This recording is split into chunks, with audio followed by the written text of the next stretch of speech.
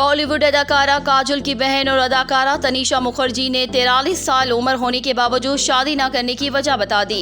Subscribe करें धरती news YouTube channel, पास ही मौजूद बेल आइकन को दबाएं और रहें धरती की हर खबर से बाखबर। भारतीय टीवी के शो में गुफ्तगू करते हुए तनीषा का कहना था कि मेरी खुशकिस्मती है कि मुझे अच्छा खानदान मिला और मेरी खुशगवार जिंदगी में घर वालों का अहम किरदार है।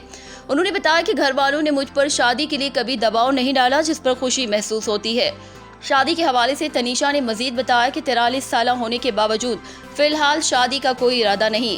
अदाकारा का कहना था कि वालिदा और दादी हमेशा ताकीद करती हैं कि ज़िंदगी बहुत मुख्तसर होती है, इसलिए अपनी ज़िंदगी का हर लम्हा खुशी से गुजारना चाहिए।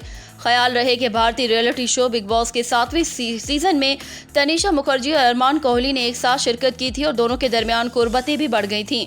ताहम ये दोस्ती परवान नहीं चढ़ सकी थी। वाज़ेह रहे कि अदाकारा तनीषा मुखर्जी ने कैरियर का आगाज़ 2003 में किया और मुतादिद फिल्मों में अदाकारी के जौहर दिखा चुकी हैं और कई टीवी शोज़ में भी नजर आ चुकी हैं।